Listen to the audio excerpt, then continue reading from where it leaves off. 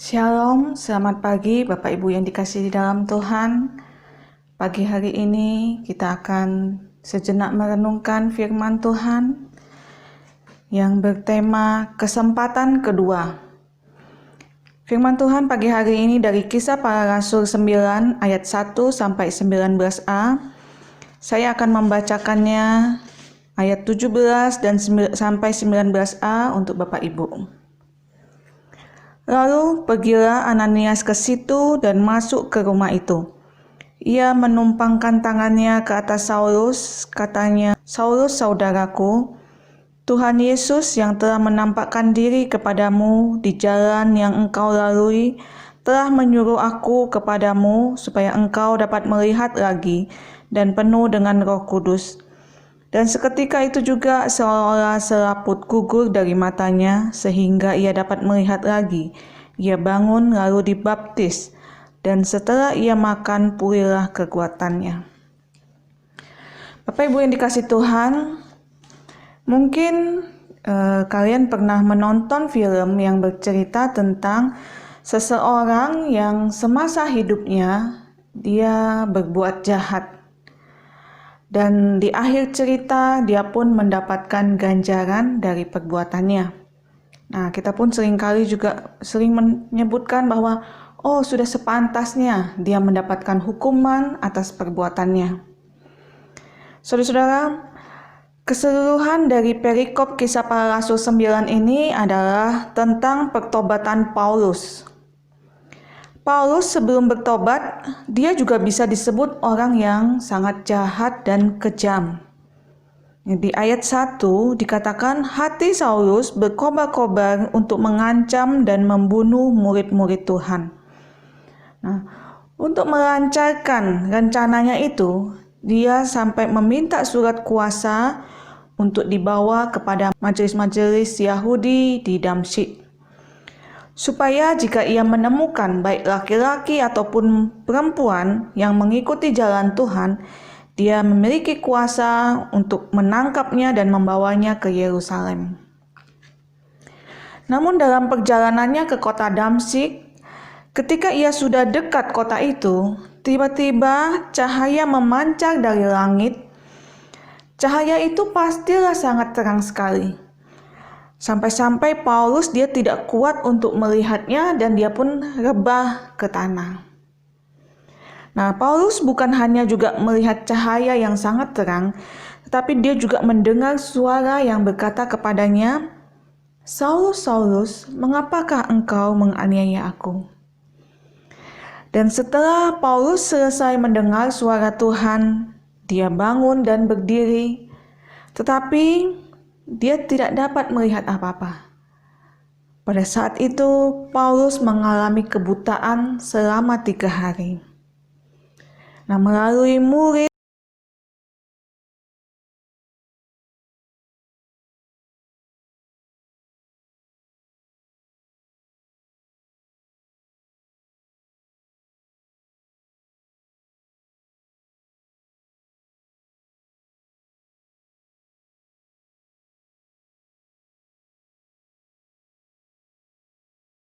perbuatan Paulus yang begitu jahat, bisa saja Tuhan menghukum dia dengan kematian atau menghukum dia dengan hukuman yang lebih berat lagi.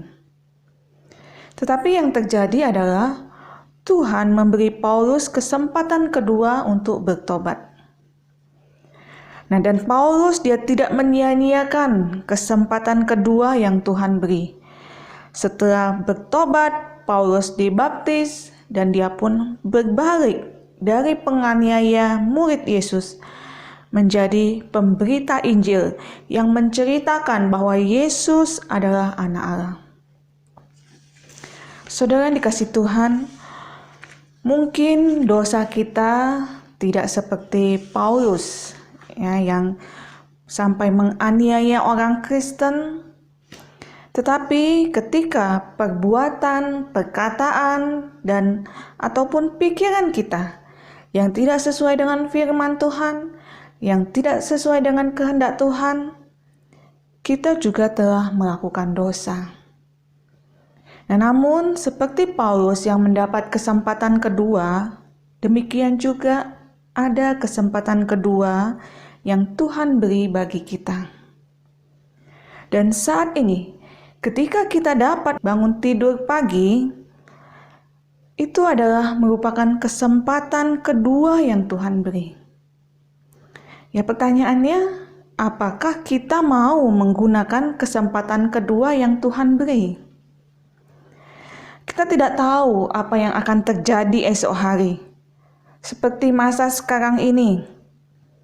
Ya, kita pasti di tahun ini sudah merencanakan ingin berlibur kemana atau melakukan kegiatan apa yang lainnya.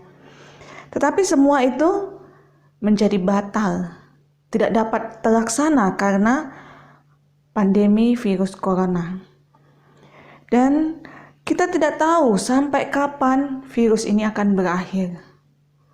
Nah, saudara, demikian juga kita tidak tahu sampai kapan Tuhan akan memberi kita kesempatan kedua. Karenanya, janganlah kita sia-siakan waktu yang Tuhan beri. Selagi ada kesempatan, mari kita pergunakan. Seperti Paulus yang tidak menyia-nyiakan kesempatan keduanya. Kesempatan kedua itu diberikan bukan dilihat dari seberapa hebat orang itu, tetapi seberapa sungguh motivasi hatinya.